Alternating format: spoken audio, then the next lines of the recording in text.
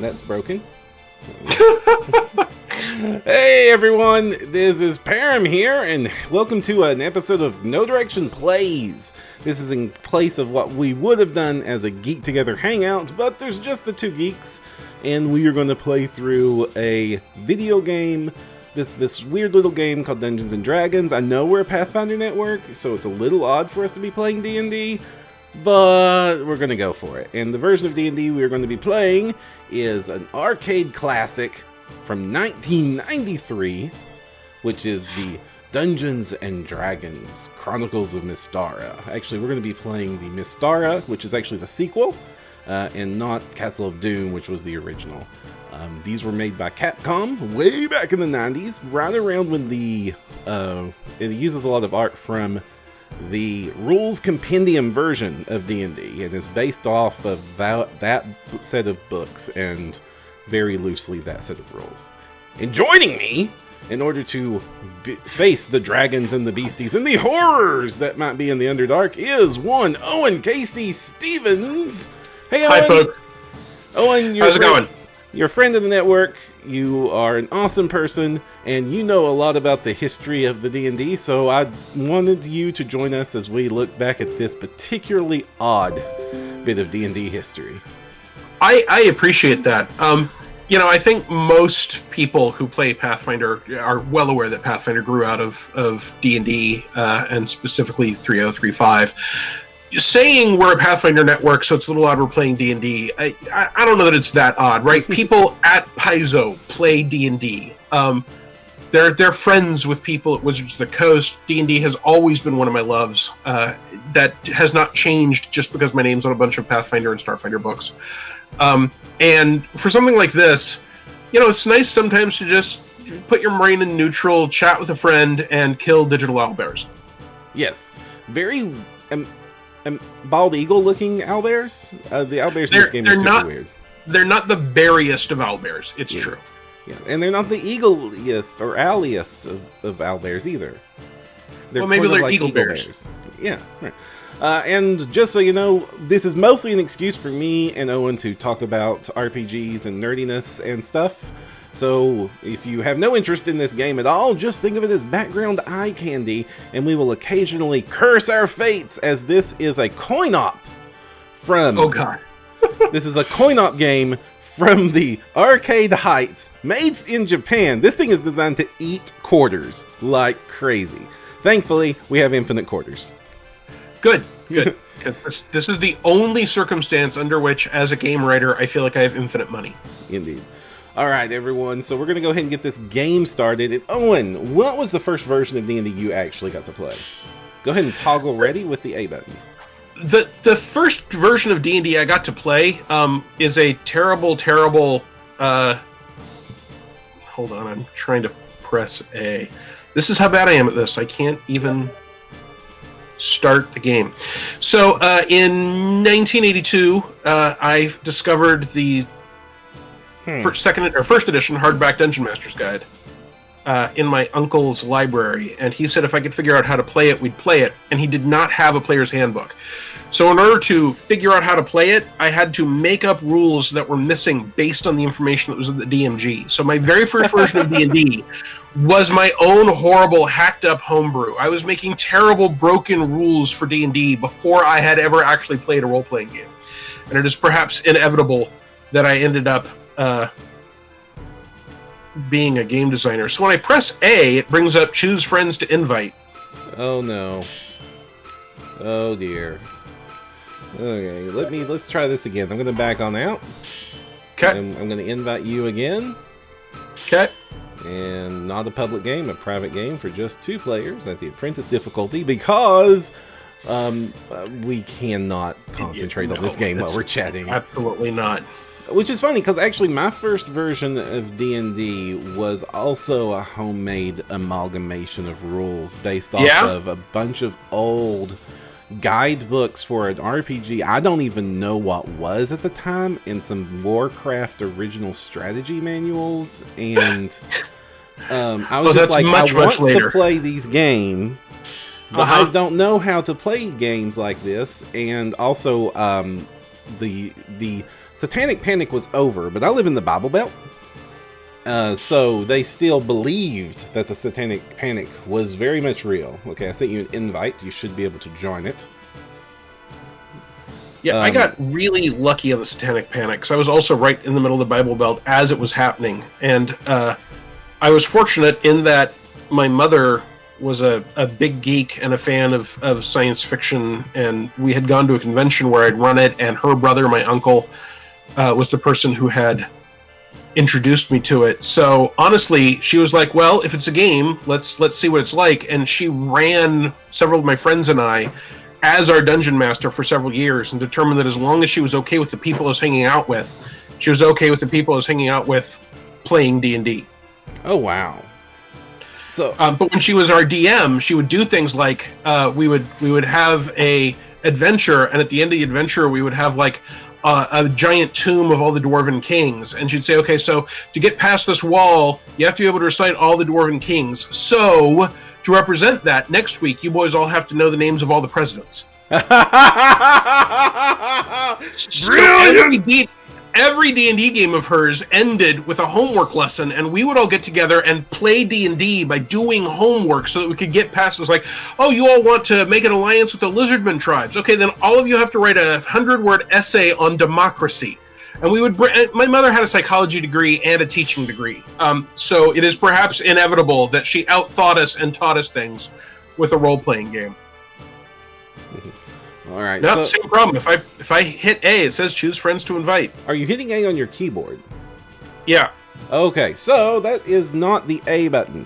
This is mapping to a controller. So your keyboard buttons have mapped to something else. So it might try S. Well, now I clicked on the A invite. Try S. There we go. Oh, there we go. S is the A button, and A is probably the X button.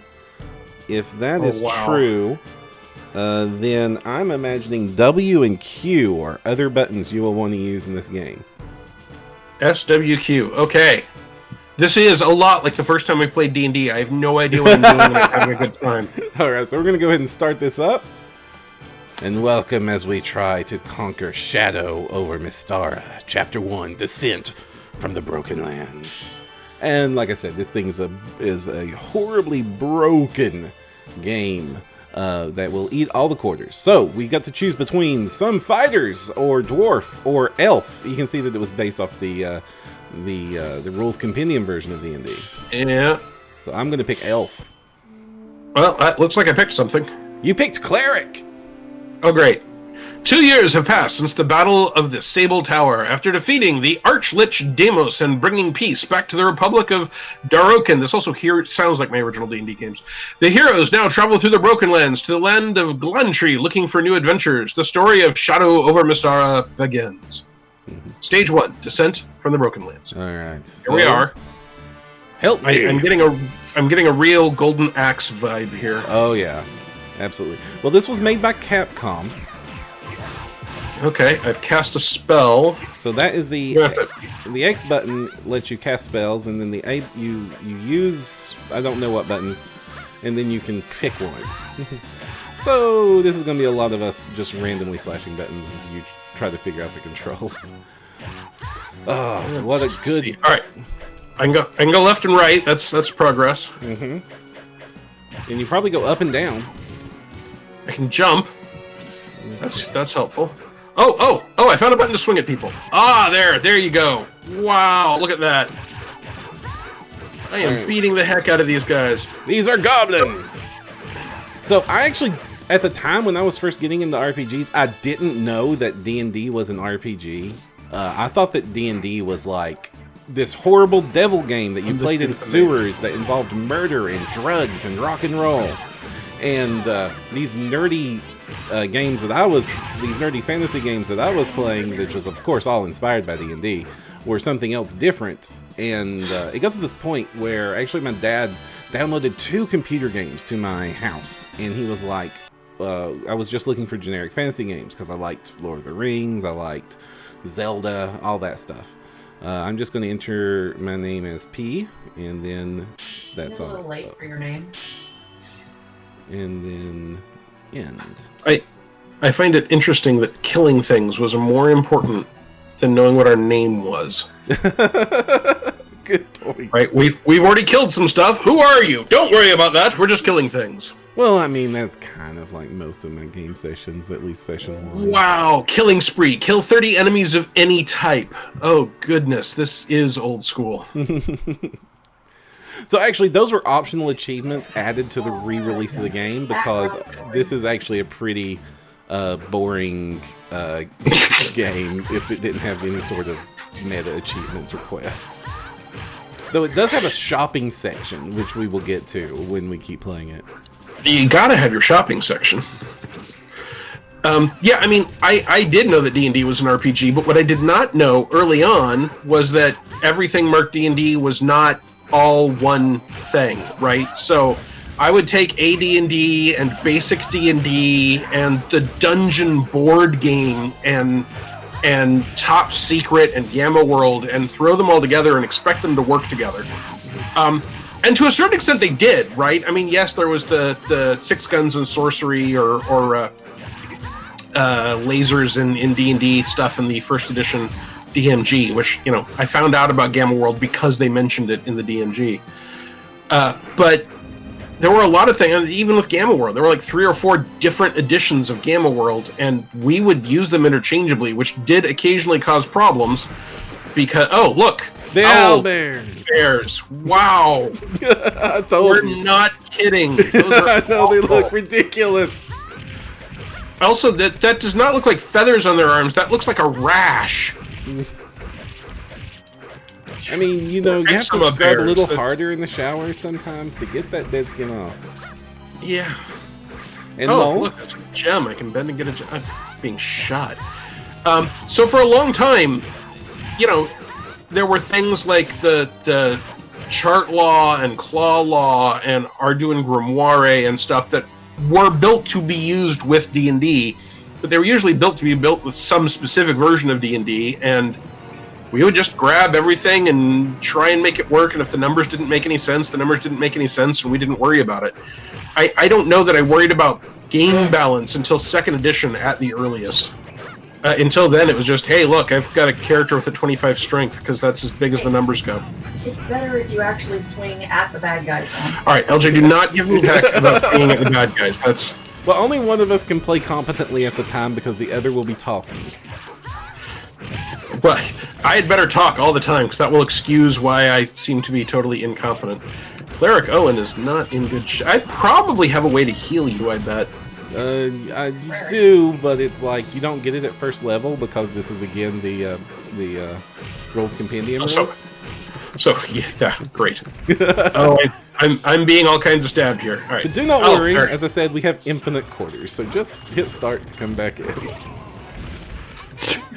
This is not a great exchange. I hit him once, then he runs over me. I hit him one more time, then he runs over me. Yeah. Was that magic missile? Yes, I am throwing magic missiles at this goblin. That's a lot of magic missiles! I think I just spammed the crap out of it. But don't worry, this game is totally pay to win. I can give it more quarters for more magic missiles. You need to press start because you're dead now, Owen. Yeah, I'm trying to figure out what button to start. Probably enter? Apparently not.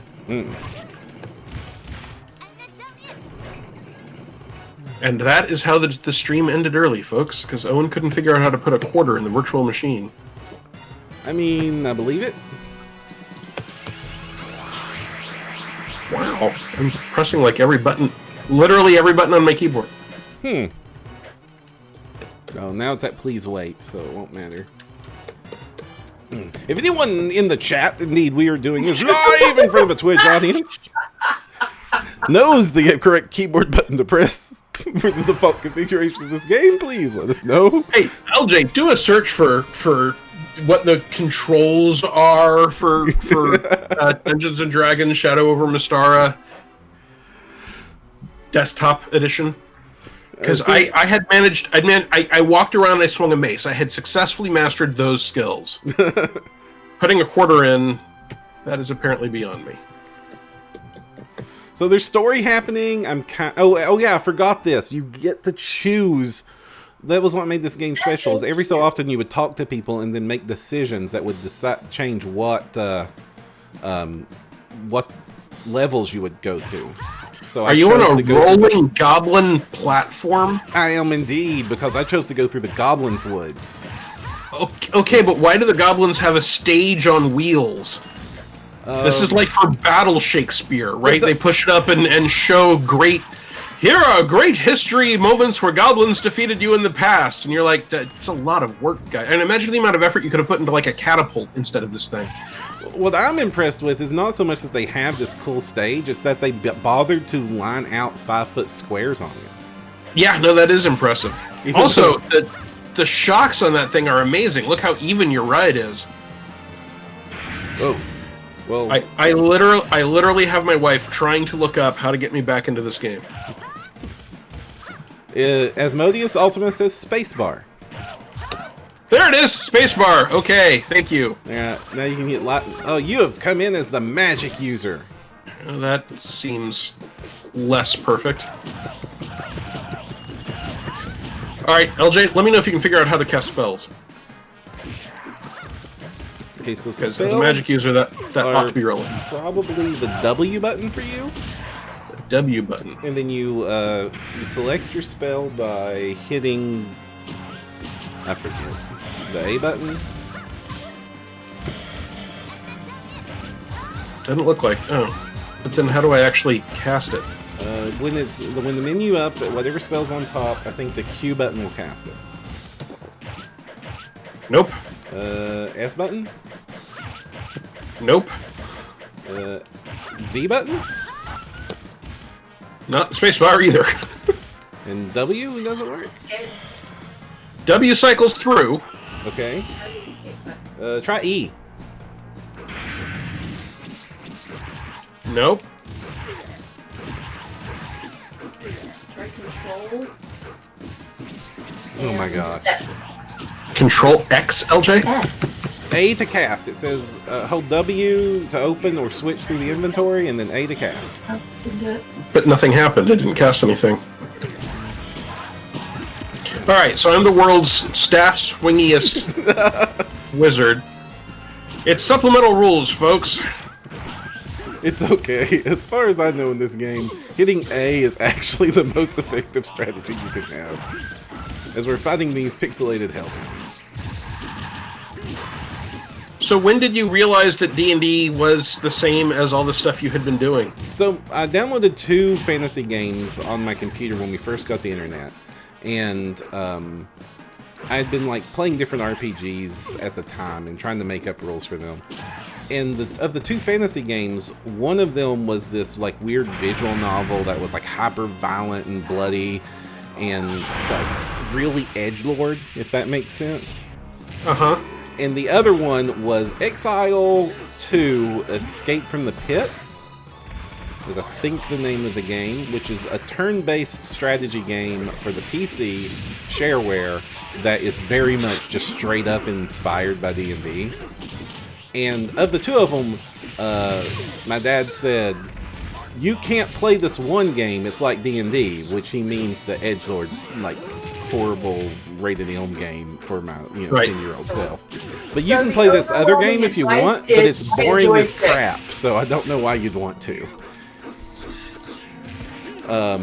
He's like, it's horribly boring, and you don't want to play this game. I don't know why anybody would. And of course I got absolutely addicted to it, and then later found out that the game he thought was edgelord had nothing to do with D&D whatsoever, and the game he let me play was just basically D&D. And then I learned that what D&D really was, and then started actually playing D&D and real published role-playing games. I remember when 2nd edition AD&D came out. A bunch of us bought the rule book, and we were like, I don't know, we've got all of these rule books and all these adventures, and I don't know if I really want to have a new edition. And, it's so cute now that 5th edition is out. Oh my gosh. How many times have you gone through edition changes? I mean, that's... Well, let's see. 1st edition to 2nd edition, 2nd to 3rd, 3rd to 3.5, 3.5 to 4, 4 to 5. Yeah. Hold on. Holding down your attack button while hitting your enemy. It does a knockdown. I'm supposed to hold my attack button while hitting an enemy. Nope, does nothing. It's supposed to do a knockdown. But it doesn't. I don't think the wizard gets one. While hitting an enemy, start the combo chain. LJ, apparently the wizard doesn't get one. Except for you just did it. No, I'm now a wizard after I died. Because I died. A magic user? Sure. Yes, magic user. But who knows how long that'll last. The spell casting system. Well, if you had a controller, I could tell you how to do this, but I don't remember the buttons on the keyboard. Yeah, LJ said that the number one advice on the chat so far has been get a joystick. I've reached level 12, and you're 15. Open your spell wheel. Yeah, that I can do. I can open my spell wheel. Okay. And you'll see that you have a number of castings. Yep.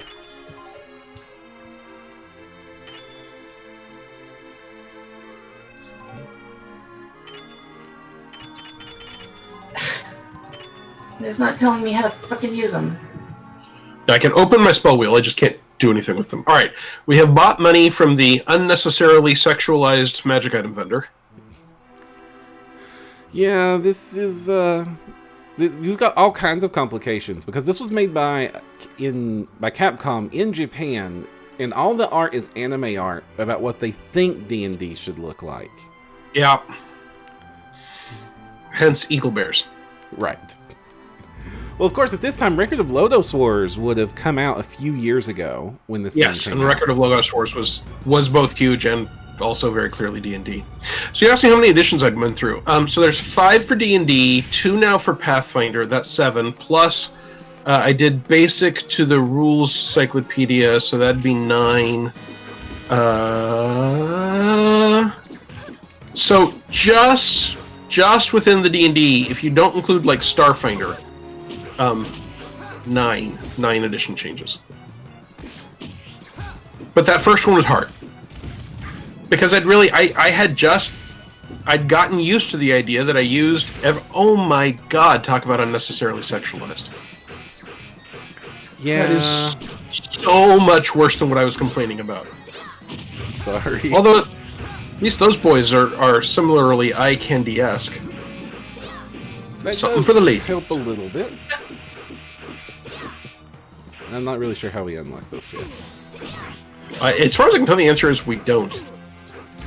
I am guessing that the people at TSR did not have approval rights on this thing. Well, at the time when this was coming out would have been when they were licensing this to everything going. Yep, exactly. And I'm going to try to just... It's giving me all kinds of advice on how to use your spells, but not how to actually physically make spells happen. Well, it's okay, honey. I'm a thief now. Oh, fuck me. Alright, So this is a family-friendly stream, my love. Oh, My man. apologies for anyone who heard that. So, actually, chat is really liking LJ's commentary in the background, so thank you, LJ, for joining us. LJ is always the best part of nearly anything done with me. Yeah, sweetheart, feel free to chat and opine, just opine in the PG-13 range. But I'm afraid, honey, I don't know what I'm doing well enough to be able to consistently do the same stupid thing, so I will be changing what stupid thing I do fairly often. Let's see if I can kill these guys. Also, I think I've died like... Oh, it keeps count. This is the 7th time I've died. Well, I'm about to die again. Where does it keep count? The coin shows up next to your name when it's time to do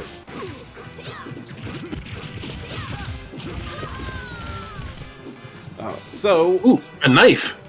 Now, obviously, you know, Pathfinder had its edition change, and you hinted towards this, but nothing has changed, has it? For Pathfinder? Well, no, I mean, of how the edition war has gone.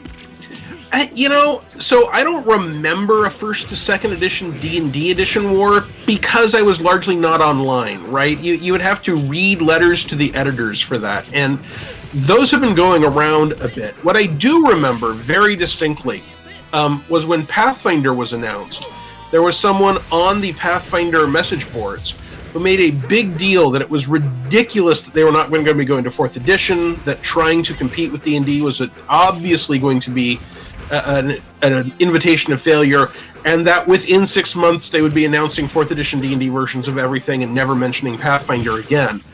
And I really felt motivated to point that out to people when they announced 2nd edition Pathfinder, because there were a lot of people who had the same sort of attitude, right? This will never ever... How many times... All right, my name is now... which it has changed to Jared. Interesting. Apparently it knew that I was not taking it seriously. So we have we're fighting a drow, very sexy boy, who is riding a dragon. Apparently dragon riders are exhibitionists in Blanchery, which, I mean, good to know, I suppose. Okay, so the sexy dragon, the sexy drow man is named Telerin. And he has 2 health bars, so he's cheating. He stabbed his sword into the deck and tried to do something fancy. He's made zombies show up. I guess he successfully did something fancy. Although he does get knocked down a lot. So, when I started becoming a Pathfinder fan, I was like, man, we're going to be having this fun little game that's all to ourselves. It's going to be like my friend Ricky, who is like really into castles and crusades. So it's going to be like you go to Gen Con and you just have this real intimate hangout with people that, the couple of dozen people that show up to play that game you like. And then I joined up with Ryan for the network, and we were like, man, this Pathfinder thing's fun. I hope it lasts a little bit. Oh my god. Now, a decade later. Yeah. Well, and I got into it because I was doing Dragon Magazine articles, right? And Paizo took over Dragon and Dungeon. Mm-hmm. And one of the reasons they had to start doing the Adventure Path was that license was taken away from them. So that's a business decision. I'm not getting on WotC's case for it. WotC even allowed them to extend it a certain duration so they could finish one of their Adventure Paths.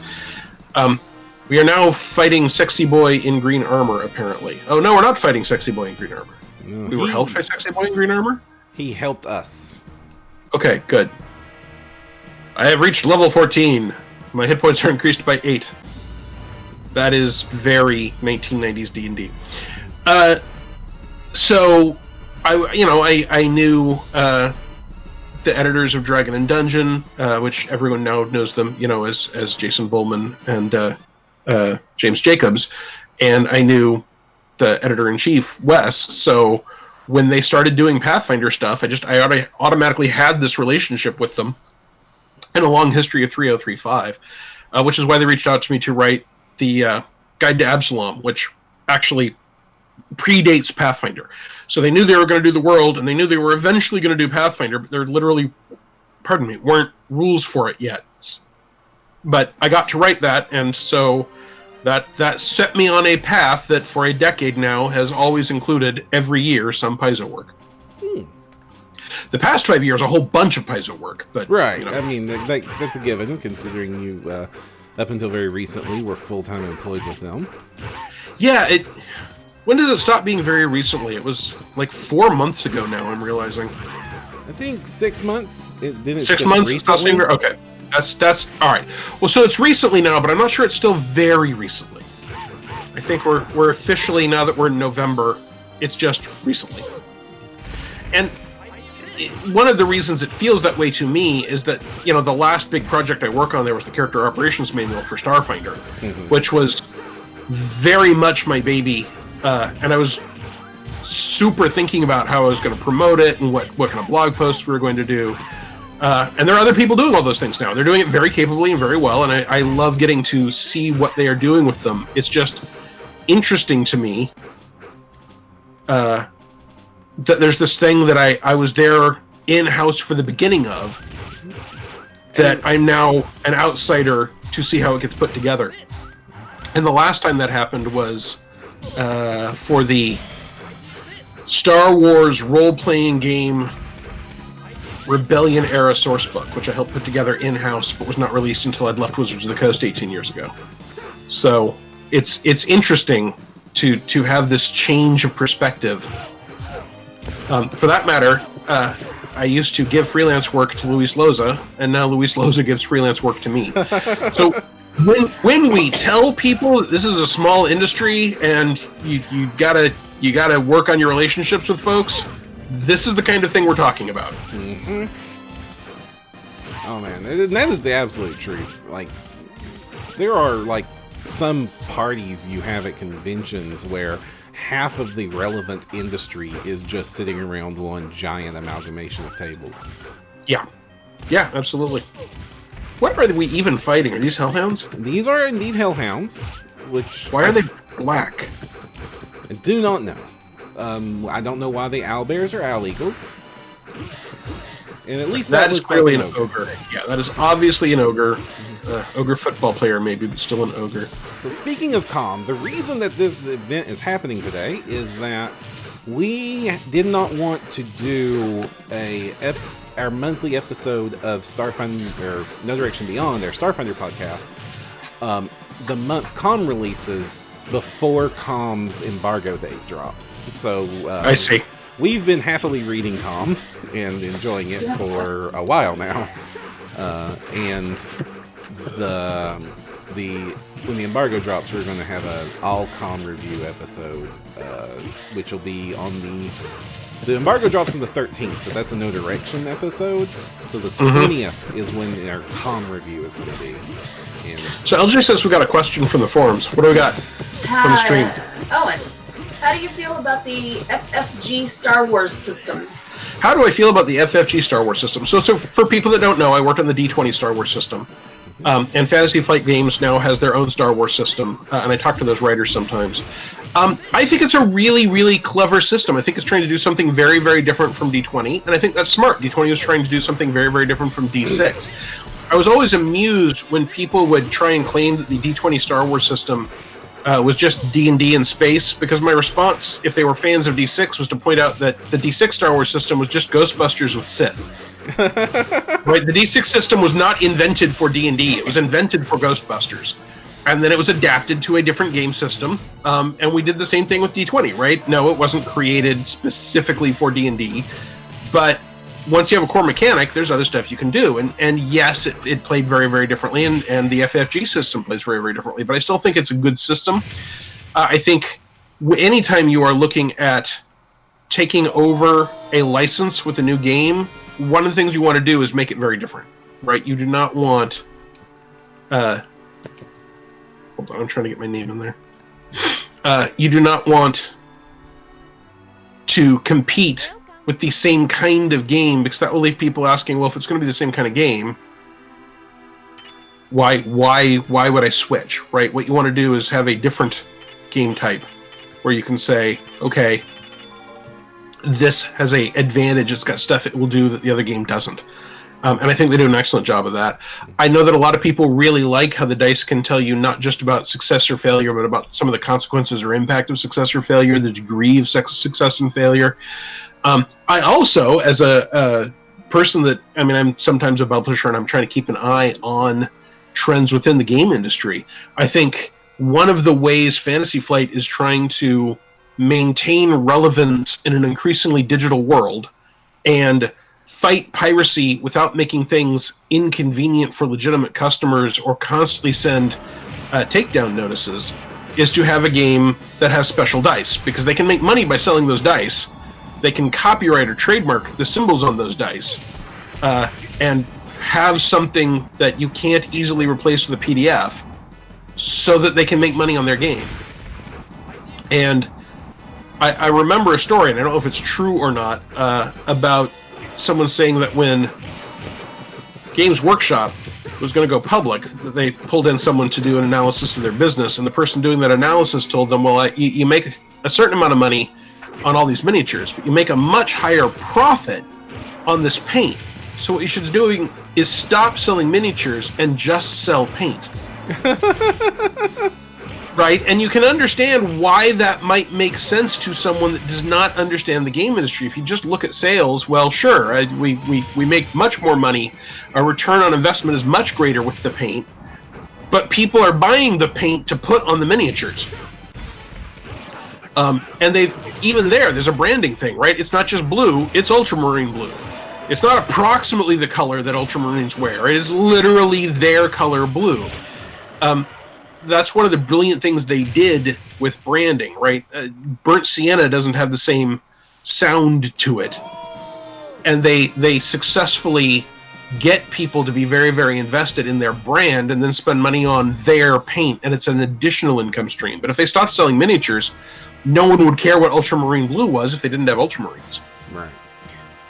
I mean, even though, and that's worked for me as a customer who isn't really even interested in their efforts to, I just hit the wrong button, in their mini line at all. I have become addicted to their very specific paint names. Like Devlin Mud is a key important part of my painting kit, and I will buy Devlin Mud from GW as long as they keep producing it, which is actually -2 years because they stopped producing it. Oh no! Do you still have any? Yeah, I've got like 2 pots, and I'm hoarding them. Have you gone online to see what people are using instead of Devlin Mud for Devlin Mud? No, what are they using? I have no idea. It was just my I guess is that you will not be the only fan who is sad that your preferred mud color is not available. So the Devlin Mud is just famously Games Workshop's make my minis look better paint. It's a wash that just makes everything look dirty and hides all your sins. I wonder if they stopped making it in preparations of their new contrast paints. You know, that makes a lot of sense, but man, I'm not paying $10 for a bottle of paint. Well, I got some contrast paints for my birthday, and I am looking forward to playing. Yeah, no, I'm very... So part of my brand is to be very honest with my mental health efforts, right?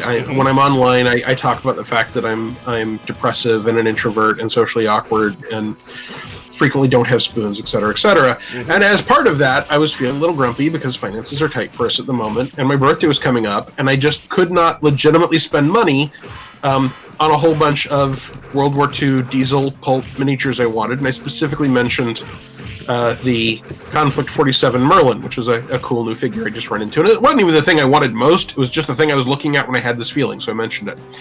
Well, it turns out when you've got a whole bunch of friends and you whinge online, oh, poor me, I don't get to do what I want for my birthday because I have to be an adult, a bunch of them will get you stuff. So a bunch of people sent me gifts, including some locally, which is where the paint came from, and some people that mailed stuff in. So I've got this contrast paint, and I've got, I think, 3 Merlins now instead of 1. And I'm completely not complaining, but I realize I've got to be very, very careful about how what I say might get taken. My social media presence has really skyrocketed over the past 5 years, and I credit a great deal of that to my time with Paizo. Right, I was part of a big company. I was full time. A lot of people. I just walked into a fireball. Apparently, that's bad. Kids at home, don't walk into a fireball. It's bad. Don't stand in the fire. My World of Warcraft training should have prepared me for this moment, but I failed. And of course, when I was the design lead for Starfinder, which is a brand new game, there was a lot of social media push for that. And at the same time that was happening, I was also getting a lot of development work for Green Ronin, who have always been very, very good to me, and currently are my primary employer. Oh, look at all this stuff. What the... Did I just turn to rock? Yeah, I just turned to stone. Trapped. I turned to stone. I just said, look at all this stuff, and then I turned to stone. Folks, don't be impressed by all this stuff. You might turn to stone. World of Warcraft did not prepare me for that one. It's interesting you mentioned that you're very open about your mental health and wellness and advocating that people face this and get help and support each other and learn about mental health issues, because it seems to be a very common issue in the game industry that a lot of creators, I guess this is true of any field, a lot of creators deal with mental health issues. Yeah. Well, I think just a lot of people deal with mental health issues, as a matter of fact. Now, it may well be that the population of people who decided that we are going to make up pretend wars, about pretend races with pretend magic and pretend weapons have a few more mental health problems than the standard population. But I don't know if that's true. What I do know is that the first few times that I very tentatively wanted to write about my mental health issues, because I'm a writer and writing is one of the ways that I put things in my own life in context, so it's therapy for myself. That not only were a number of people very supportive, but there were a number of people who contacted me mostly privately and said, I had no idea you had these problems too, and I felt so alone, and I felt like no one understood, and I felt like there was nothing I could do, and hearing you talk about it let me know that there were options and I wasn't alone and there were things that could be done. So some of it, a good deal of it, is therapy for myself, but it also looks like it may serve a purpose for the world at large, but also specifically for my community of geeks and gamers and outcasts. And I have been treated very well by this community, and as much as possible, I want to give back to it. Are these gargoyles? These are indeed gargoyles. They were so cleverly hidden by the slightly twitchy sprites on pedestals in the middle of nowhere. So yeah, I've made part of what I do online talk about the fact that I'm depressive, I'm an introvert, I'm socially awkward, I have social anxiety. I'm a mess, but through therapy and, in my case, medication, and a support network and efforts at self-care, I can still be a functional mess, and that's important, I think. Well, honestly, honestly, seeing you being so open about it was what really led to me choosing to be more open about my own mental health issues, even though I was worried that it would affect my opportunities in the industry. Yeah, a lot of people worry about that, and I understand why people worry about that, and I can't say that there is no chance of consequences, but I can say Wizards of the Coast and Green Ronin and Paizo, and my partners in Rogue Genius Games and my previous partners in Super Genius Games, and even people at other third-party publishers have always been very understanding and supportive. And, you know, a deadline's a deadline and it's there for a reason, so communication is always very important. But I've never had anyone say, hey, you didn't talk to me for 2 days because you were depressed, and as a result, we won't work with you anymore, right? That's the other advantage of being upfront about it, is that I can say online, having a rough day, not feeling well, out of spoons, and people know, and people take it into account, into consideration.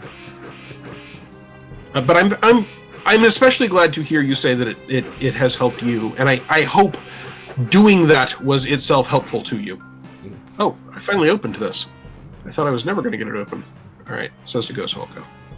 I beat a chest for like 50 times, folks, and just as walking off, it popped open. Yeah, I don't remember any sorceress in any D&D book being dressed just like that. No, me neither. Also, the weird Tengu in the background. Well, that at least sort of looks like a Skeksis. Oh, are we fighting this thing now? I'm sorry. All right, I'll pay more attention. It's a lich. Okay. Why does the lich look like a tall kobold? I'm just gonna have to say that Japan didn't know how to draw liches. Okay, that seems fair. Now, ooh, gosh, you are currently full-time freelancing. And yes. You have you've done that in the past, and now Yep. you're doing it again. How do you like? Are you hype? Are you like super excited about your opportunities coming forward? Do you have anything cool to talk about? Well, I have been hinting at the fact that I'm going to be launching a big thing that I've been calling 52 and 52. I will be launching, hopefully in the next few days, a big project where I'm going to give people an opportunity, first of all, to get one of our bundles of a whole bunch of stuff at a special price, but also that will be a pre-order for the products that I'm going to do next year. I'm going to do 52 products over 52 weeks, and each and every one of those 52 products will be released for 4 game systems. We will have a first edition Pathfinder, second edition Pathfinder, Starfinder, and 5th edition version of every one of those products. And it's going to be one price. It's a buy-in special pre-order price, and that will get you the PDFs of everything. And by everything, I mean all 4 systems, all 52 products. And then if you want to buy print versions, we'll put together print books, and people that did the pre-order will get them at half cost. Okay, so 52 products, 52 weeks, 4 game systems. Yeah, 208 How? products. I mean, I've done 52 and 52 before, right? I did it one game system at a time. Sometimes 2, right? I mean, there was at one point when I was doing 52 and 52, I was also working on 4th edition D&D and Pathfinder and Star Wars D20 Saga Edition material freelance, and had a regular full-time job. So I've done it. I have confidence I can do it. We've already started a lot of the work on it. We've got covers coming. But I want to try and test a different paradigm and see if I can say, look, here's the stuff we're doing. We will be actually releasing the products to the general public starting in 2021. But in 2020, if you want these, you will be buying the whole set, but you'll buy it at a special price. And then if you do that this year, prior to the launch, you get the mega bundle and a special price as well. So that's what I'm going to try. And I'm getting a lot of support from the Open Gaming Store. Are we asleep or dead? We got put to sleep because our level wasn't high enough. Well, that seems unfair. Yeah, also we got saved by a GM PC, we got put to 1 hit point by a monster. It's like every bad GM trope has been incorporated in this game. Alright, good to know. And yet more goblins. Let's see. I've done 95 creatures of one type is my best so far. And my next goal is 300. So this also feels a little bit like this feels a little railroady to me, is what I'm saying. Yeah. And I've been missed the part where we were on a literal railroad. Yeah. And then, of course, on top of that... Oh, that is definitely Displacer Beast. Wow. What a mess. On top of that, I am currently the Fantasy Age developer for Green Ronin, which is a ongoing contract gig, and I'm very, very pleased by it, and it gets me... And it's still a role-playing game, and it's a game that I enjoy very much, but it's not one that I have written for much, although I do actually have a writing credit, because I did some GM advice for Dragon Age, which I then adapted to Fantasy Age. So technically I have written for it, but what I wrote for it was kind of, don't be a schmuck, get with your players, don't push the intensity of serious subjects, etc. So is only one of these an actual critter? Is that what's going on? Yeah, I think it's the bottom one, but our tactic of divide and conquer seems a good working tactic. Was that a tactic? Is that what we're doing? Oh, I thought you were doing that on purpose. I am so pleased that you have that kind of faith in me. I in fact was mostly just trying to get someplace where I could see what I was doing. Oh, it's a Capcom game. Special move commands work. I figured out how to do a headbutt.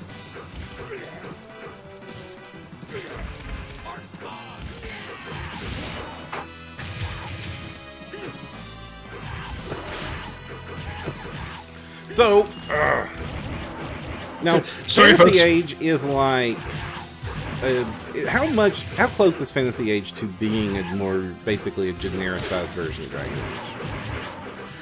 I mean, that's sort of like asking how much is Star Wars like Pathfinder, right? Those are both D20 games. Fantasy Age uses the AGE system, the Adventure Gaming Engine. It has the same core concept, roll 3 dice. One of those dice is your stunt die. If any 2 of your dice are doubles, you get a number of stunt points equal to your stunt die. Pardon me. And then stunt points are used for cool stuff. And stunt points are really they're the heart of the fantasy game engine. And one of the things that I have worked with on role-playing games before is how do you put cool things in your game? Because if you have a cool maneuver that you can do all the time, then people just spam that cool maneuver. If you have a cool maneuver that you can only do 1 out of 20 times, like a critical hit, then it just doesn't come up very often. And if you only have 1 or 2 cool maneuvers, then you get the same thing over and over and over, even when it does happen. The advantage to me, the advantage in my opinion, to the stunt dice system is that not only do you get stunt dice fairly often, but you don't know exactly how often, but you get 1 to 6 each time. So if you have a minor stunt that comes along, you're like, okay, well, I can do this one neat thing, and that alters the game a little bit. But sometimes you will get 6 stunt points just because that's what your stunt die rolled. 1/6 of the time when you get stunt points, you'll get a 6 stunt points. And as a result, you have these varying levels of interesting maneuvers, and we don't just have them for combat. There are things for exploration. The layers book is going to start having stunt functions that monsters can use in layers. I think we got some in the campaign guide. So this whole system allows you to have these set and well understood game mechanics for this weird special awesome thing happened.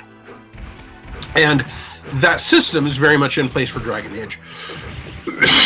So people who recognize that from Dragon Age from the tabletop version will know it when they see it. But Dragon Age was designed specifically for their world, and Fantasy Age was designed to be able to carry a broader set of fantasy tropes. And I think, especially with the campaign builders guides, I think a lot of people are going to find it very useful to be able to take this and say, well, I want a system where alchemy is important, or I want a system where there's only one kind of spellcaster, or I want a system where, there are the only people that can spellcast all have long red hair or whatever. It's not generic, but it is designed to cover a broad range of tropes, so there are a lot of things you can do with it. And of course, one of the things people keep saying is, okay, but what's the default world for Fantasy Age? And it turns out that they want a developer for that. So that will be the sort of thing we will handle. Does it matter how far left we walk? No, basically we gotta keep going, but we do want to keep going right until all the monsters are dead. Okay, walk right till monsters are dead, got it. So a lot of the details are different. It's just like Blue Rose and The Expanse and Modern Age, right? Mm-hmm. We have the same core engine, and then we tweak the details as we need for a specific setting or event.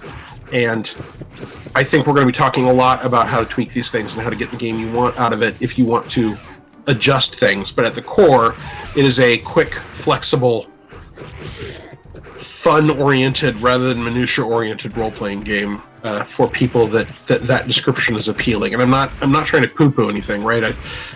I was one of the design leads for Starfinder, which is very much a detail and minutia-oriented role-playing game. I can love that, but sometimes you want something different, and some people that's not their cup of tea. And I'm very pleased that we're at an era where there are lots of different high-quality, well-done RPGs that have a different tack to things, so that everyone can find something they like, right? Like I've played Shadow of the Demon Lord with Rob Schwalb, and that is again a very different take on an RPG, and it is for the most part grimmer and grittier and dirtier than I like to get, but it's really super well done. And I've actually been looking forward to what he's going to do, taking that engine and do some other stuff with it, including post-apocalyptic stuff, which he had a Kickstarter for. So I think there's a lot to be said for sort of the D20 paradigm of here's the core rules, then we'll make changes as necessary for specific games. Although I first ran into that paradigm, and to a certain extent that's what the old TSR games did, right? The D&D and Boot Hill and Top Secret were all super similar, even though they weren't the same thing. They maybe actually weren't similar enough. The hero system had champions and robot heroes or mech heroes, and Justice Incorporated. And again, it had the same core system, point-based, same set of, I believe, 14 ability scores. I played a lot of that game. And you could actually take stuff from Justice Incorporated and put it in a superhero game using champions. It didn't always work exactly right if you were using whatever the modern, it wasn't Spies and Pride, Danger International. If you're using Danger International martial arts, the results would be somewhat different than if you were using Champions martial arts, and the point values might not actually match up, but it worked. And so I think that paradigm of have a core of how the game's working and then adjust as needed for specific kinds of games and settings is a good one, and I like seeing a lot of people use that. Same thing with Cortex, right? Same thing with Fate. Did I get turned to stone again? Yeah, sorry. I got disintegrated. That was my fault.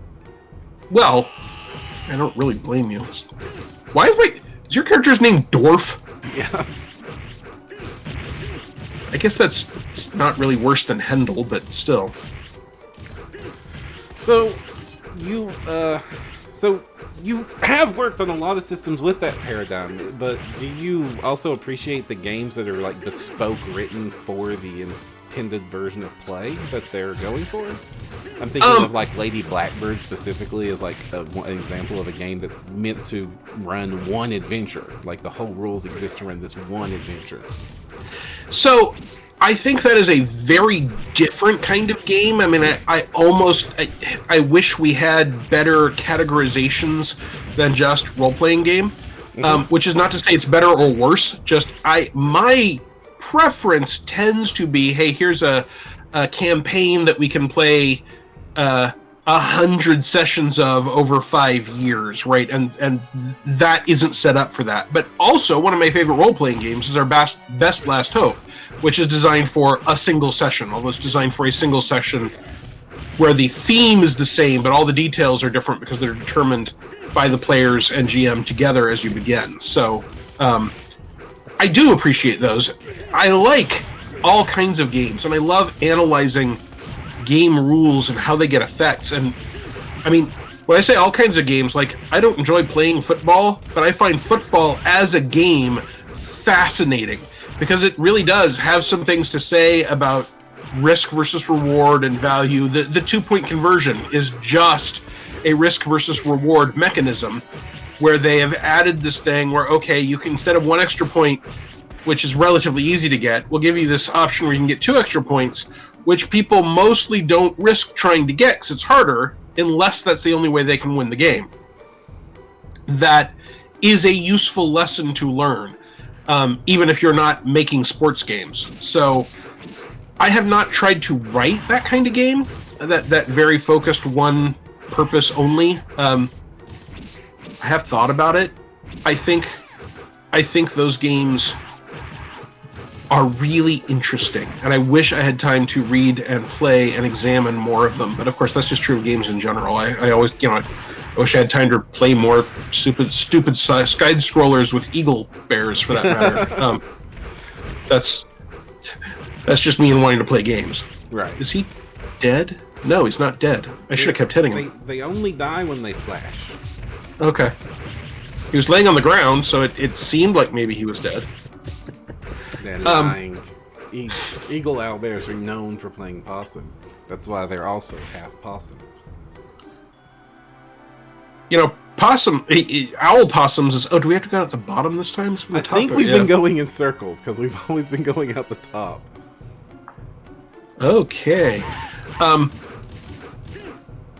I think there's a great deal of value if you have a specific game experience that you're trying to create, to say this game is designed for that one specific game experience. I also think it is very valuable to be able to say, we want to create a set of tools for you to use to create your game experience, or your game experience in a certain oeuvre. So I don't think any of this is a case of there being one perfect role-playing game. I don't want people using this paradigm that I like very much to mean everything else goes away. I particularly enjoy it, so I tend to notice when it's happening a lot. And from a commercial point of view, in my experience, one of the things that can be a problem to get people to play a game is them saying, well, I don't want to take the time and the cognitive load to learn a new game system. And if you say, well, you basically already know how to play this, but you're going to get a different, with the same set of rules, we're going to give you a different experience now. I think that is a way to get at least some people to play more games and more different kinds of games, and try to avoid burnout, if nothing else, honestly. I mean, it is certainly possible to get burned out on playing the same game every time. I agree. Though, Lord, I've played Pathfinder for basically ever since it came out. There's nothing wrong with having a game you like and knowing it and playing it a lot. Yeah. Actually, I was really at first surprised when I ran into my first players that were like, but we'd have to learn a new system to play that. And I was like, yeah, that's the great part. And then realizing that, some people think that's work. Yeah. Not everyone enjoys learning new role-playing games. Not everyone who likes playing role-playing games enjoys learning new role-playing games. And the bigger the role-playing game, frequently, the less people want to spend time to learn how to play it. And, you know, if you show them, hey, here's a 600-page rulebook, you can kind of sympathize with them saying, okay, look, I don't need a book that big to do my taxes. When we were in Seattle, we were friends with several people who owned and operated the AFK. One of them was Kayla. And she has a science fiction homebrew game she does where they keep track for their starship of fuel cost and weight and docking fees and maintenance. And roughly 1 out of 4 game sessions of theirs is sitting around a spreadsheet figuring out, do we have enough money to operate for the next quarter? What's our profit? What's our cut? What's been our return on investment? And that's a bunch of people who run businesses for a living. So that makes sense to them, and a fantasy version of that is fun. But I know a lot of people, or if I sit them down and say, okay, here's your spreadsheet for your starship, their immediate reaction is going to be, I don't want a spreadsheet. I want to be Red 5, I want to be standing by, and I want to blow up the Death Star, and I don't care how much fuel that took. Oh man, I sympathize exactly with that, because you think you have time for the spreadsheet starship until you start calculating the spreadsheet. I mean, I played Car Wars, the first edition of Car Wars, which I enjoyed. But I made a lot more Car Wars cars than I played Car Wars. Part of that was because I could just sit around and make Car Wars cars by myself. That did not require me to be with anybody. I didn't have to set up any timing or anything. Part of it was because I enjoyed the design challenge. That's that design challenge. Can I make an A that does B? Can I use these set of rules to create a thing that is different from what is expected? That's fun for me.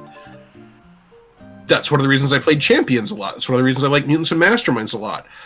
But there are a lot of people who hate that, right? They don't want to do a spreadsheet. They don't want to have numbers. They don't want to. If they possibly could, they would love to have a button they press that says, "Here's my character. Press this button. Did I succeed or fail? You failed. Okay, great. Can I do better? You can try this risky thing. Okay, great." And on they move. I think that's one of the reasons why computer games and computer RPGs are popular, right?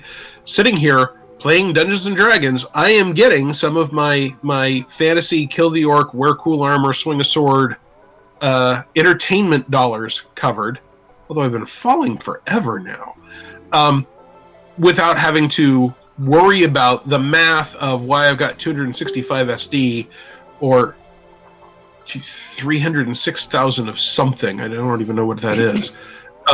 Point is, I don't have to worry about it. I just get to press a button, cross the lava bridge, and move on. That would not satisfy me for 100 sessions the way a more complicated game does. But it sure is something that for a certain amount of play, I appreciate the opportunity to just get on here, swing a sword, look cool, and make fun of hellhounds. No, I play Morgs for the same reason, right? I don't mostly get into raids and dungeons. I play a Morg with my wife, the two of us in a 2-person team at 4 o'clock in the morning, because that gives me that sense of continuity and lets me play without having to get a group of 5 or 6 people together and pick a time once a week.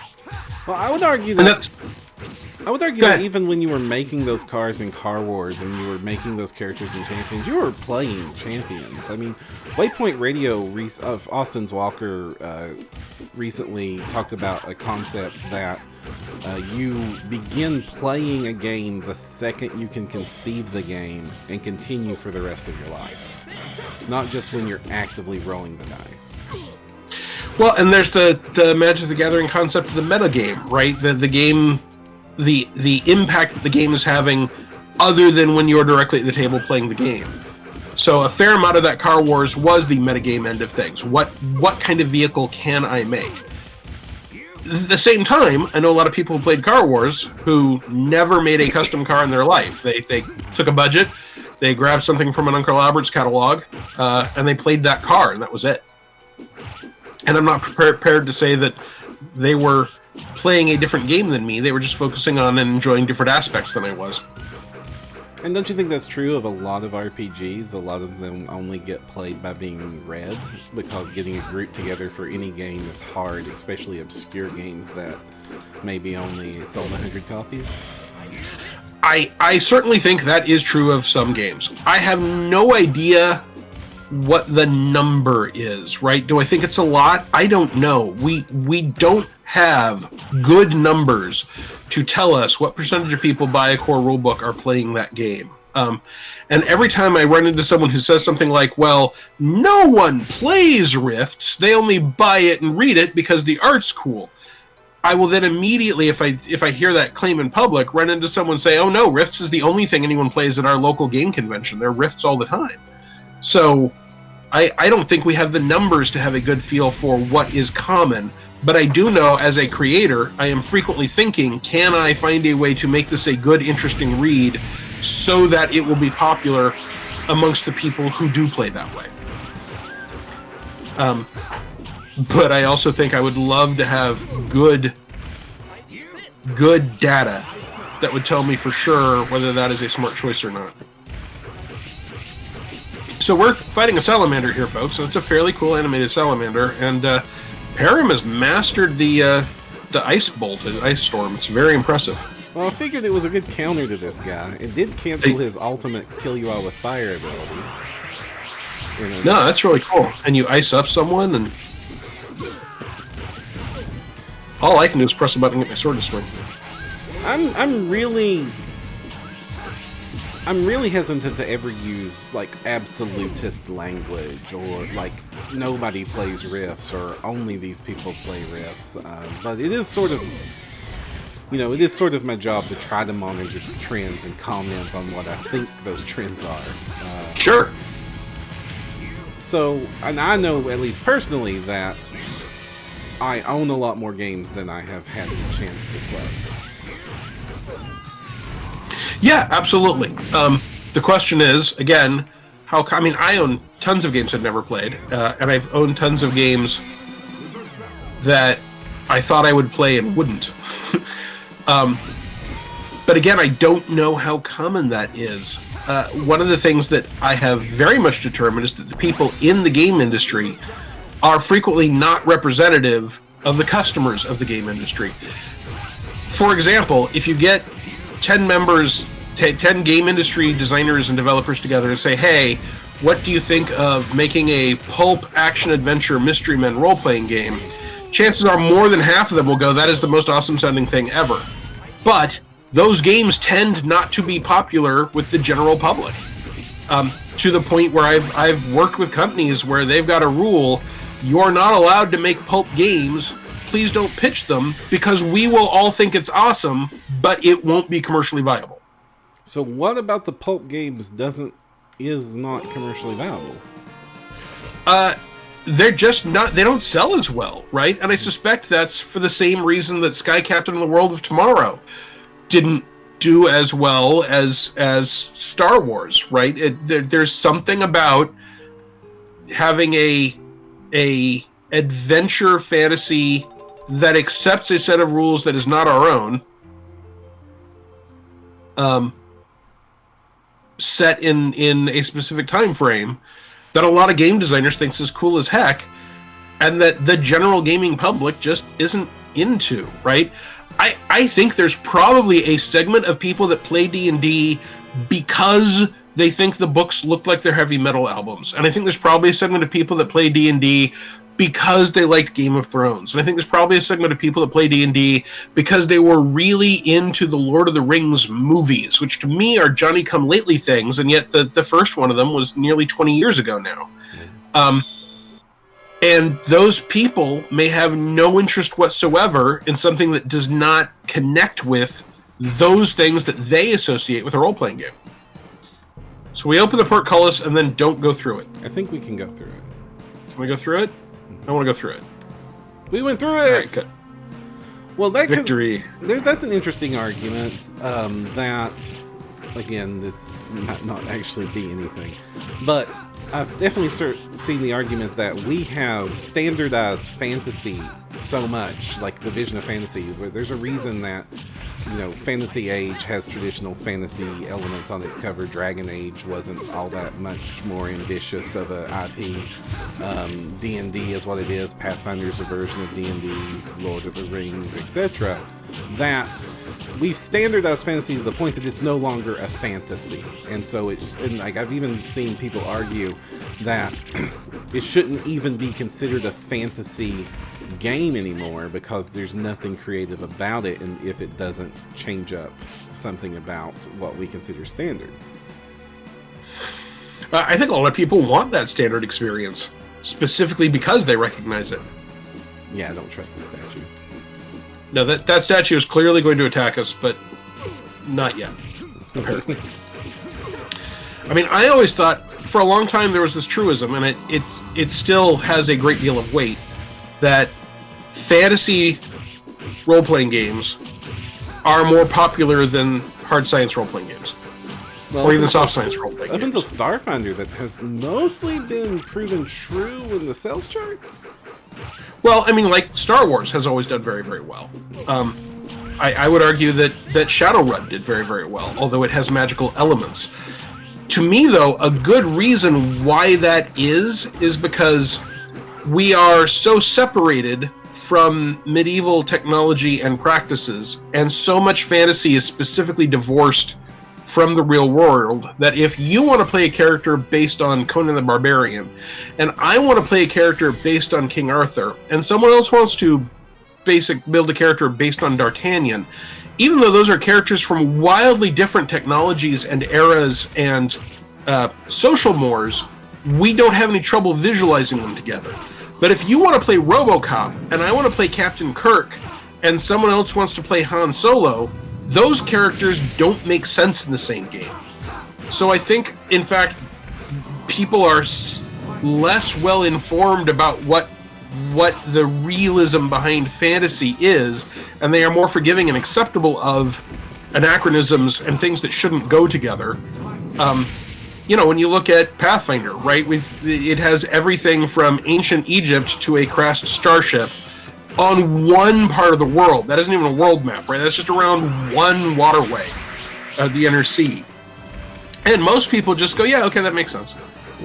Whereas it doesn't make sense. It doesn't even begin to make sense. And if you had the same level of disconnect with science fiction and modern tropes, because that is closer to what people see in their backyard, they won't accept it. I also think that's why the best sci-fi games of the past, the most popular, have been ones that are either based on a license or have a very strong IP associated with them. I think one of the, Traveller did well, but I would say that Shadowrun did much better, and Shadowrun had a stronger IP associated with it. I also think as soon as you say magic is a thing, people are more forgiving, and so that other philosophy of mine kicks in, right? Shadowrun and Deadlands did well, especially compared to Cyberpunk and Boot Hill, because they add magic, and that magic allows you to know that we are more divorced from a realistic setting, and gives you an opportunity to do cool things that you can't do in the real world. Because I think a lot of role-playing game is just fantasy escapism.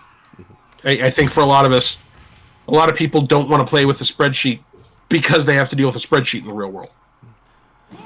I also think that the sci-fi that does well because of there's some sort of magic or psionics or force or other sort of power source. And the reason that maybe even superhero games do a little bit better than not is that it's really hard in a modern or realistic world or an action world for a lot of people to come up with genuinely unique roles to fill in a party where it's just a pure skill system in like a realistic combat simulation. So it's like, well, I'm either the rifle dude or the other rifle dude, or really, rifles are the best way to do war as a soldier, so I'm also the rifle dude. Well, I mean, I think there's some of that, and we were definitely looking at that when we were developing trends for different weapons, for example, in Starfinder, right? So, okay, here we have specifically decided that energy weapons, on average, are more accurate but do a little less damage. So that's given us two different kinds of builds, and at the same time, we can look at, okay, heavy weapons tend to do area damage. Long arms tend to be single target and do more damage. That gives us different fighting tropes. But I also think some of that is, once again, a matter of what people think they know, although frequently they don't actually. Realistically, a lot of fantasy fighting things that we take for granted are stupid. But because it's a fantasy, and because people don't see knights wandering down the street or on the nightly news, they accept, hey, if it looks cool, I'm okay with that. Whereas as soon as you say, okay, this is supposed to be a modern world game, and you can throw ashtrays at people for just as much damage as you can use when you shoot them, people freak out. When I was tackling Anachronistic Adventures before I sold that IP, one of the things I did was a sidebar talking about how much damage does a gun do, and why in this system can I put a gun to my head, pull the trigger, and not automatically do so many hit points that I die. And I point out that, honestly, if you're using a system where I can stab myself in the head with a dagger 12 times and not die, then asking guns to be held to a different standard of realism is unreasonable. So, you know, a greatsword does not necessarily do less damage than an automatic pistol, even though there are people who feel like, well, it's a modern weapon, so it really, really, really ought to be more effective. That's not always going to be the case, but people think they know how those things work. Well, gosh, I mean, Hollywood is definitely, like, there's whole shows and channels on YouTube dedicated to talking about how badly all sorts of popular images of action and reality are just completely wrong. I mean, as a computer programmer, I can't even tell you how much I laugh watching just about any movie ever. I mean, there's the very famous one seen in NCIS Yes. TV show where they two people start typing on the same keyboard. Just the absurdity of how tech is treated. And as a game designer, I really appreciate the benefit of having two characters be able to combine their skills to accomplish a particularly difficult task. And if I say that is for cheese making, no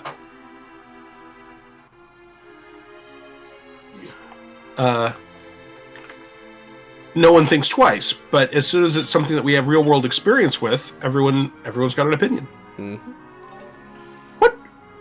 What am I supposed to be doing with this silver and hammers? Okay, so you like the spells. For the people that don't have spells, they can select those items and then just use them during the fights.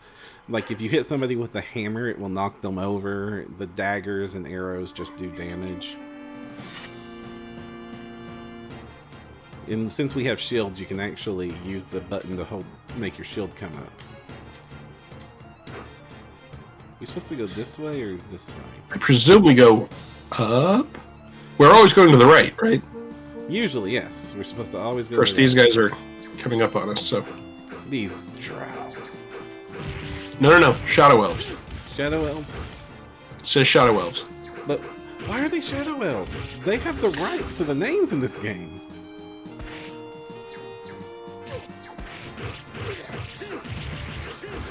So, what game system do you think has done hard sci-fi best, then? I don't know if there is a game system I think has done hard sci-fi super well. I would certainly direct people who enjoy that to Traveler. It kind of depends on what you mean by hard sci-fi, right? So The Expanse has some very realistic things to say about starship design and zero-G and interplanetary politics. But, spoilers, folks, the further you get into the series, the more that there's stuff there that I don't think one could say is hard sci-fi. Maybe in the we can't prove that this couldn't happen, but there are definitely things happening that involve levels of technology that we cannot explain or duplicate. That said, I think the core doing hard sci-fi things well part of that game for the Expanse RPG work really, really well. And for fans of the books, there's a concept called the churn, talking about how you can just get swept up in things as part of the churn that goes away, and that has become a game mechanic in that game. That's another case where it's an age system, but it's got this specific thing added to be different from other age games, and I think it does that quite well. I'm trying to think of what other hard sci-fi I would even promote. And of course, Traveler, there are different versions of Travelers, and in one edition, famously, you could end up dead in character generation. Yeah.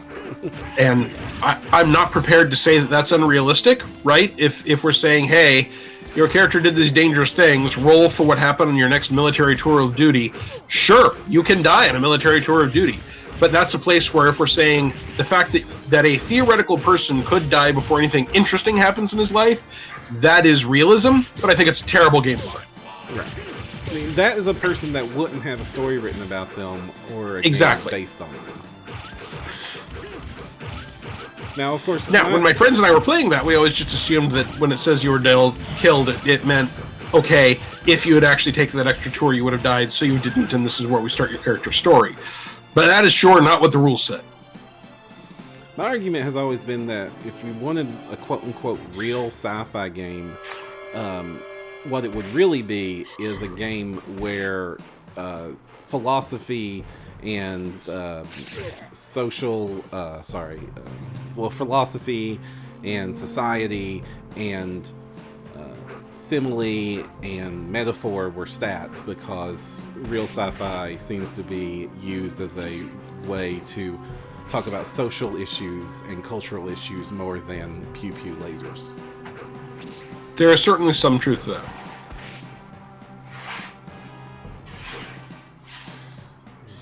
Alright, so we've got more gargoyles. More gargoyles. And I'm cycling through weapons instead of attacking anything. There we go. So I think we're almost at the end of this game. I really, really hope so. We can stop if you want to stop fighting digital gargoyles. I'm just like, I love beat 'em ups, and I actually have a fondness for this game. The first time I actually played this game was at Disney World, and they had it in the arcade for our hotel room. And I wasted so many quarters on this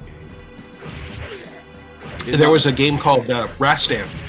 That there was a which is a Conan the Barbarian type side scroller, and they had one at the corner store near my house. And one of the things, a cheap date for my girlfriend, who later became my wife, was to go play that game because she at least claimed to enjoy watching me play it. And so we played it a lot, and I got to the place where I could finish the whole game in one quarter, and then eventually I could finish the whole game on one man, and then at one point I could finish the game without taking any damage, because that was one of those games where everything was on a pattern, and so there was a best route through every level. But I still have a lot of fondness for that game, and I have played it in the past few years, and all of my skills are gone. I would now have to spend $20 worth of quarters to do anything in it again. Dark Warrior. Is this a demon? I think so. Can you recognize what type it is? It looks like a generic anime demon, if I'm being honest. It almost looks more like an ogre mage, but... Which would kind of make sense if it was from Japan. Yeah, I think they just decided to make a thing, and they called it a Dark Warrior so that they didn't have to justify it, because I don't remember anything with those horns. So we're going to go with Mistress of Magic, because I remember this cheese is terrible.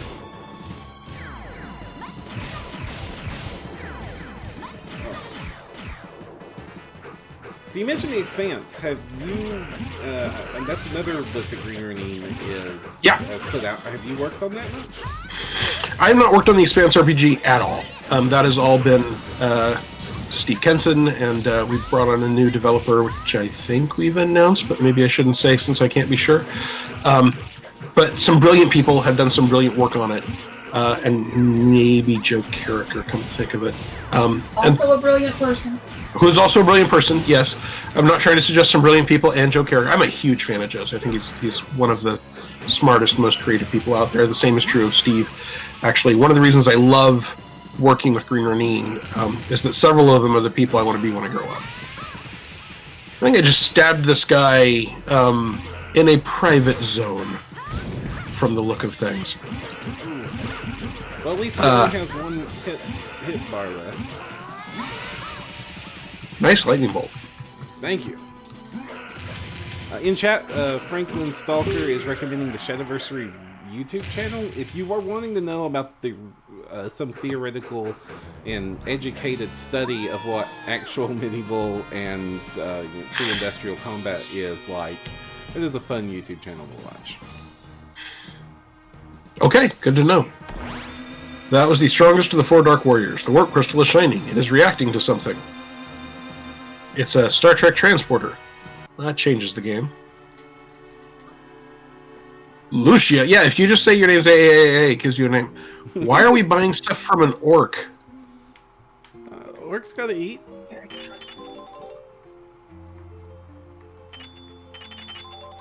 I find the hammer is the best of the optional items. Okay.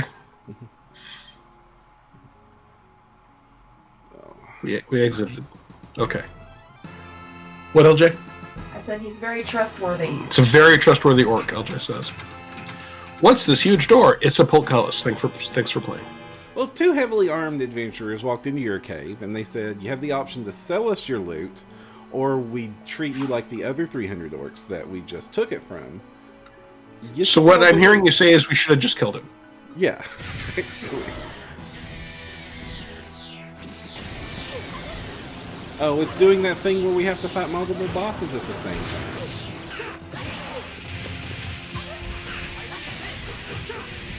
Okay, this guy's clearly an issue. Oh, hey, I discovered a maneuver. Oh, wow. That's useful. We could have had that the whole time. Well, I'm dead now, of course, but... It was not the one.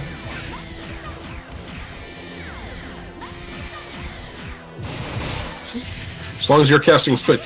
Sorry, folks, it's the final boss battle. So we've got a dragon and a manticore, and something else. Yeah. And I really can't do anything because we're constantly having spells cast. But sorry, I didn't no, know it's this okay. game was actually turn-based. It's just like a Jedi in the West End game system, right? So no, this spin attack thing is incredibly useful. How do you do it?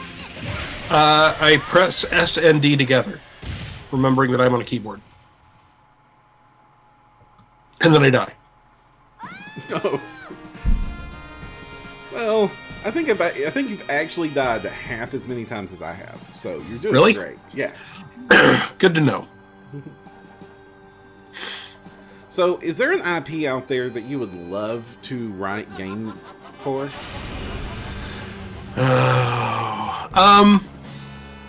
You know, that's always a tricky question, and I'll tell you one of the reasons that's a tricky question. That was one of the questions that they asked me at my interview for Wizards of the Coast back in 2000. And at the time, I said Black Company. One of the people that knew I said that was Chris Pramus, who ran his own game company, and then later, we did the Black Company D20 role-playing game. So I got to be careful, because any answer I give, someone might actually come along. Okay, I'm dead. That was some nonsense. I have no idea how we're supposed to survive that. Oh, and I'm being chewed up and eaten. Yeah, you magic missile the dragon. That's right. So there are some that I think would make great games. I'm not sure I'm in a place in my life right now where I would want to try and actually turn those into games. One is the Valdemar books by Mercedes Lackey. and I am biased because I know Mercedes and her husband Larry Dixon, and they're great people. And I just think there's something about, especially the heralds who have pretty psychic white horses, and hang out and make the world a better place, and are more concerned with defending people's rights than trying to enforce some specific set of social mores. For example, one of their rules is there is no one right way. And they've got a whole sort of Magic Academy thing set up. And I think a lot of that would work really, really well for a game. I'm not 100% sure I'm in a place in my life right now where I want to try and write it, but I think it would make an excellent game.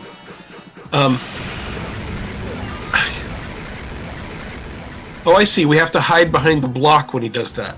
I the get hidden it. block that only exists if you go there. Man, this game was designed to just eat all the quarters. Well, and it's certainly doing that. Did you know that block was there, or was it completely accidental? I just found it. I see. And I would say that we got off good because we basically have infinite quarters, but then I remember how much money this was, and that would have been a lot of quarters. But we can do it all we want now, right? I mean, my special maneuver. What'd I do? Or did you do it? Wow, I think we killed the dragon, and I've got a sword sticking out of my knee. Yeah. You were asked how about the Big Trouble in Little China IP? Yeah, someone on the stream asked what about the Big Trouble in Little China IP. I would love Big Trouble in Little China, but I wouldn't actually want to specifically do just Big Trouble in Little China. I would want to get an IP that included Big Trouble in Little China and The Golden Child, and The Last Dragon, sort of all of the semi-mystic, semi-martial arts, semi-adventure 80s, 90s movies and IPs I could think of, and pitch them all as one League of Extraordinary Gentlemen style situation and do that. I'd also love to do a League of Extraordinary Gentlemen role-playing game, to be honest. Module, son of a bitch must pay. I apologize if that was beyond the pale. It was in chat. It's a line from a PG movie, so it literally should be good. Yeah, I mean we could have an adventure called Lords of Death Down This Alley. Absolutely. Yeah. What do you do? Drink it? Yeah, good. Thought so. Now let's flip the question on this lid. What popular IPs out there do you think would never make a good role-playing game? I would say Pokemon, but Pokemon actually made the most popular in terms of units sold role-playing game in history. I have that.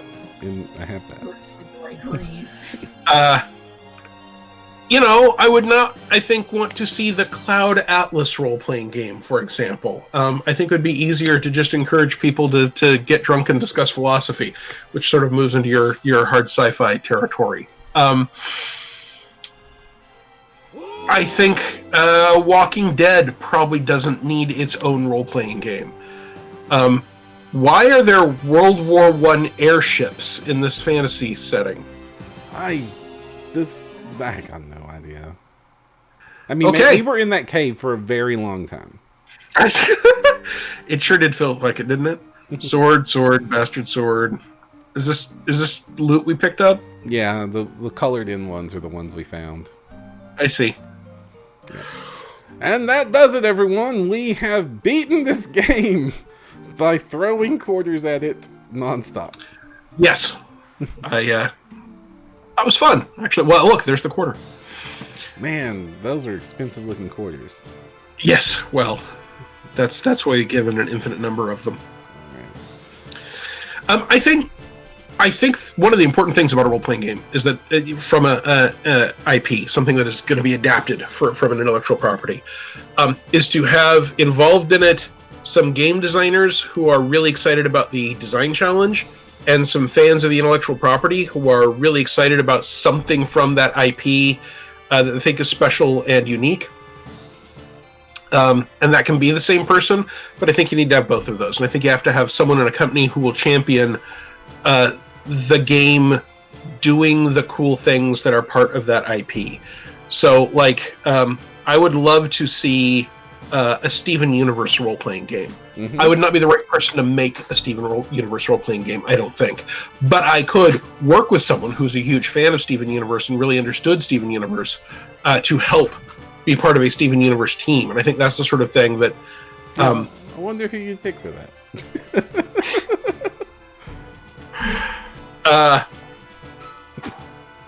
Steven Universe. Yeah, I got totally derailed. Now to just put me Steven Universe. And there are a lot of games like that. I think I would love, for example, to be part of making a Dragon Prince role-playing game from the Netflix Dragon Prince series, which new episodes coming soon. I'm super excited. Every time someone says, what do you think would make a terrible role-playing game? I find myself sort of casting my mind out to stuff that, you said popular, right? Like, I don't think the movie Mandy would make a good role-playing game, but I think you could take some of the concepts from that movie and incorporate them into a really cool, weird role-playing game. But it might end up looking more like Supernatural or Evil Dead than specifically Mandy, for example. All right. Well, it looks like we are coming up on time. We've gone for 90 minutes, and I definitely had a fantastic time chatting with you, Owen. I hope that you've enjoyed it as well. I had a great time. Thank you very much. Now, before we go, is there anything you want to draw anyone's attention to? Any things you want to point them at? Where can they find you? So I am online at my blog, owenkcstephens.com. Almost everything important I do gets a point from there. I've got a Patreon, which helps support the free writing I do at my blog. That's patreon.com/Owen KC Stephens. I have a Facebook, and unlike some professionals, I'm okay with people contacting me on my Facebook. Just be aware that I might not be available at any given moment. That's facebook.com/ONK.C.Stephens. And I am on Twitter more and more, which is twitter.com/Owen_Stephens. So if you just start doing variants of my names on a Google search, you should find where I am everywhere. All right. And, of course, if you want to find more content like this, and really no more, there's not really much more content like this on NoDirectionPodcast.com, but if you want to find more awesome conversations about role-playing games, Pathfinder, Starfinder, and other nerdy topics, you can find some fantastic content over at NoDirectionPodcast.com, where we also have a Patreon if you want to help us keep the lights on and help content like this continue and grow and more fun things happen. And I'm going to interrupt Perram briefly, even though he's in the middle of his sign-off. No Direction does way too much for its Patreon to be as tiny as it is now. Patreon, the Patreon for No Direction should easily be in 4 digits. And if you're watching this and you're hearing the sound of my voice, you could only see this and hear the sound of my voice because of the time and effort and money the No Direction Network is putting into trying to support gaming in general, discussions about gaming, bringing attention to designers and developers and other people in the game industry. They've done a wonderful series of takeovers recently where they've been giving people a voice that don't always have one in this industry. And of course, tons of Finder-related content. So I would strongly encourage you, if you are not backing their Patreon, go throw a buck at them, because without support, this wonderful network, which is one of the biggest and best I'm aware of, it could go away. They could burn out. They're putting a ton of work into this, and they always have their game faces on, and they're always being professional, and they're always being cheerful. But this is not just an average hobby, right? They basically have a second job, and for that job, the world at large is currently paying them a few $100 a month. So tell your friends, boost it, find the link, which I'm sure Perram will include in this video. Post that link and tell your friends to do it. Even if you can't afford $1 a month, and I get it, times are tight, if you have internet access, you can point other people to it. Do that. Let's try and get these people some of the resources they need to keep doing the things they're doing that we're all enjoying. Sorry for the interruption. No worries. Thank you. That's I think the best sales pitch our patrons ever received, so we appreciate it. We really do enjoy doing what we do, but Owen is right. I put more hours into No Direction than I put into my day job, and this is something we enjoy doing, but it's not free. Me and Ryan have both invested significant sums of our personal fortune into this. But we thank you very much for all of our viewers that watch us, patrons or no. You can always help out the network by boosting the signal and sharing this off and giving us good reviews on iTunes and anywhere else you listen to or watch our shows. Thumbs ups on YouTube, subscribes, all that jazz is fantastic, and we appreciate it. But until next time, I'm Jefferson J. Thacker, also known as Perram. I'm Owen KC Stephens. And we'll see you next time on No Direction. Bye, folks.